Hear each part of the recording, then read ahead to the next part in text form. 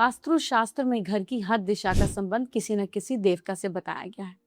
उस दिशा में उससे संबंधित वस्तुएं रखना या उसके हिसाब से क्रिया करना घर में वास्तु के अनुसार चीजों को इफेक्ट करता है, जिससे नेगेटिव एनर्जी बढ़ती है जो हमारी उन्नति में बाधक बनती है। तो वास्तु शास्त्र में एनर्जी को महत्व दिया गया।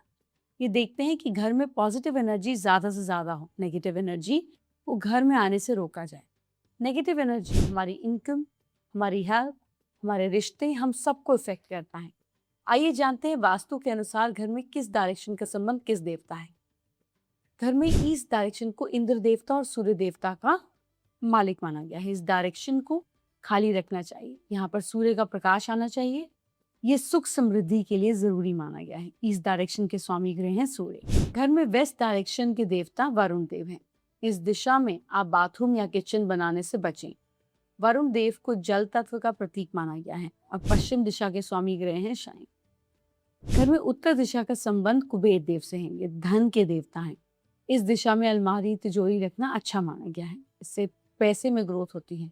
उत्तर दिशा के स्वामी हैं बुध ग्रह। साउथ डायरेक्शन के स्वामी को यमराज को ये जगह दी गई। ये मृत्यु के देवता हैं, इसीलिए इस डायरेक्शन में भारी सामान रखना चाहिए।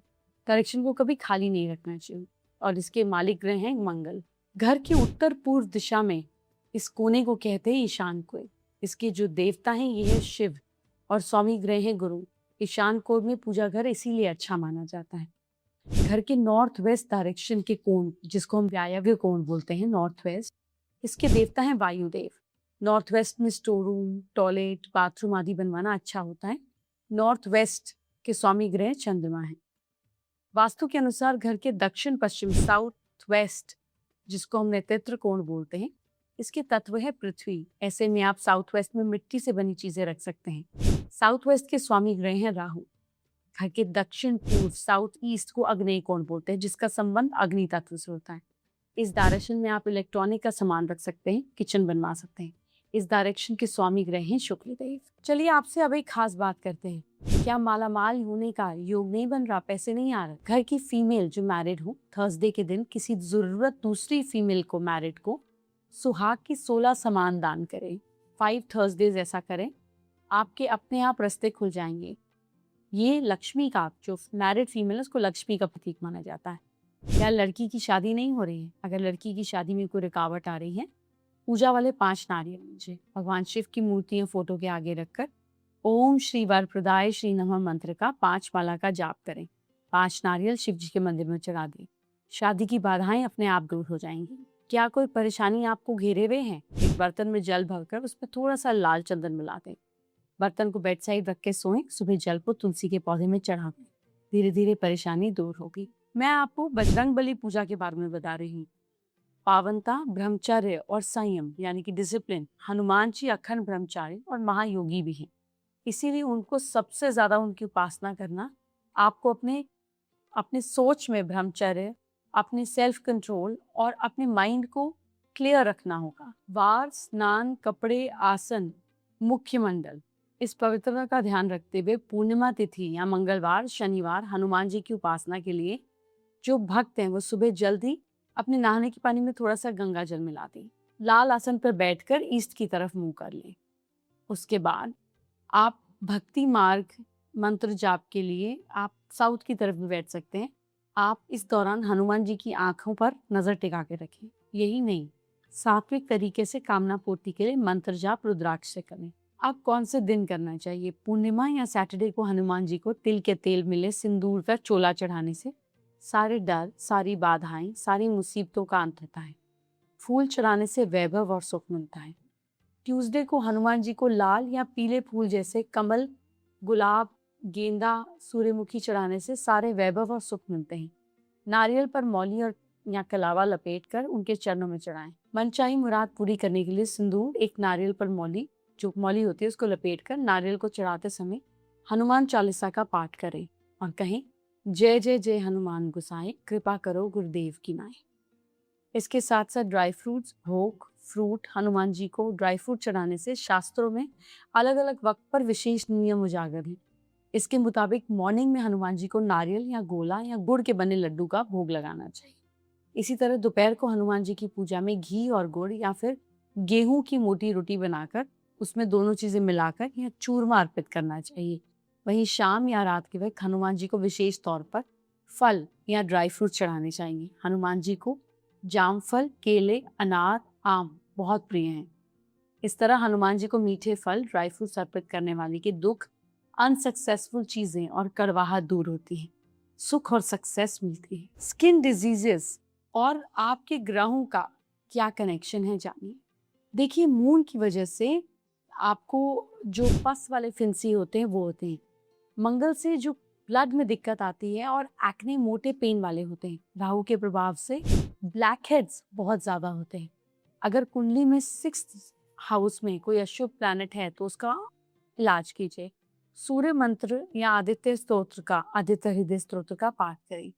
सैटरडे के दिन डॉग को जब खाना खिलाएं तो उसमें 1 ड्रॉप मस्टर्ड ऑयल मिलाएं। सरस्वती स्तोत्र का पाठ करें। पारद शिवलिंग का पूजन करें। डेली सूर्य को जल चढ़ाएं और 7 परिक्रमा करें। आज मैं आपको फोरहेड की रेखा के बारे में बताऊंगी। तो फोरहेड पर एक रेखा होती है जिसको शनि रेखा बोलते हैं। जब आप यूं करते हैं तो ये फोरहेड के सबसे ऊपर होती है। समुद्र लक्षण के हिसाब से शनि ग्रह इस रेखा को रूल करता है। माथे पर जिसकी ये टॉप वाली रेखा साफ दिखाई देती है वो बड़ा सीरियस तरीके का आदमी होता है। शनि रेखा के थोड़े नीचे गुरु रेखा होती है, सेकंड वाली, ये लंबी दिखाई देती है। जिसकी ये दिखती है उसमें आत्मविश्वास बहुत पक्का होता है। ऐसे लोगों पर आंख मूंद करके विश्वास किया जा सकता है। ऐसे लोग गवर्नमेंट जॉब या एजुकेशन की फील्ड में नाम कमाते हैं। गुरु रेखा, थर्ड लाइन जो होती है वो मंगल रेखा की होती है। इस रेखा को समझने के लिए इंसान के दोनों कानों के ठीक ऊपर की जो जगह होती है, टेम्पल, इसकी जो टेम्पल होती है इस जगह से, इस यहाँ से दिखती है। अगर टेम्पल की ओर ये बढ़ती हुई रेखा हो तो ये शुभ गुण के साथ माथे पर होती है। इंसान की टेम्पल के थोड़े उठे हुए हिस्से पर ये रेखा यहाँ पर होती है। ये इंसान को सेल्फ रिस्पेक्ट देती है, क्रिएटिव बनाती है और एक्शन ओरिएंटेड बनाती है। आपको पता है एक ही बुक को बार बार क्यों पढ़ना चाहिए या अपनी फेवरेट बुक को अपने पास क्यों रखना चाहिए? Because book grows on you. आपकी समझदारी, आपकी मैच्योरिटी के हिसाब से बुक की अंडरस्टैंडिंग आपको आती है। इसमें जितना कुछ लिखा हुआ है आपकी करंट स्टेट के हिसाब से आप उतना ही अब्जॉर्ब कर पाते हैं। लेकिन जब आपकी स्टेट बेटर होती है, आपका माइंड इवॉल्व होता है, तो बुक में से नई नई चीजें निकल कर आती हैं। तो जब मुझे किसी बुक पर नजर अटकती है, मुझे लगता है ये बुक मुझे खरीदनी चाहिए, तो I request the knowledge out there, which is out there and which is here also. What is the message for me? What is there that you want to convey to me? तो मैं इस प्रार्थना के साथ book में से shuffle करके कोई भी एक पेज खोलती हूँ। मैं यूजुअली राइट साइड की तरफ पहले देखती हूँ। अगर आप लेफ्ट की तरफ देखते हैं तो वो पहले ही प्री डिसाइड कर लें कि मैं लेफ्ट देखूँ या राइट देखूँ। फिर इसको आप इस पेज को पढ़ें। जब आप इस पेज को पढ़ेंगे तो आपको आपके लिए एक इम्पॉर्टेंट मैसेज मिलेगा या आपकी बात का जवाब मिलेगा। This is how the books communicate with you. It's an art, it's a relationship. इस रिलेशनशिप को बनाने के लिए आपको, देखिए, जो बुक्स हैं ये अपने आप में किस कैटेगरी की बुक्स हैं ये डिफरेंट प्लानिटरी मोड पे डिपेंड करता है, लेकिन बुक्स अपने आप में जुपिटर का प्रतीक है। तो जिन लोगों को लगता है कि उनका डिसिप्लिन कम है, लोगों को सोशली रिस्पेक्ट नहीं मिलती, ऐसे लोग अपना इम्पैक्ट लोगों पे नहीं छोड़ पाते, इन्हें हमेशा एक बुक को अपने पास में रखना चाहिए। Try and keep, sleep with the book, live with the book. खाना भी खा रहे हैं तो पास में बुक को छोड़ दें। Maintain a relationship. Trust me, it is much better than wearing a stone. It immediately impact your stars and start giving you result in few weeks. कर तो देखिए। आज के लिए इतना ही। I hope you will enjoy reading something beautiful and happy today. आप भी अपनी रीडिंग एंजॉय करें, मैं भी अपनी रीडिंग एंजॉय करूंगी। और फिर जो भी मैसेजेस हो मुझे कमेंट्स में भेज दीजिए। आपके मैसेजेस का मैं इंतजार करती हूँ, इसलिए I'll wait for them. Take care of yourself. Bye bye. See you soon.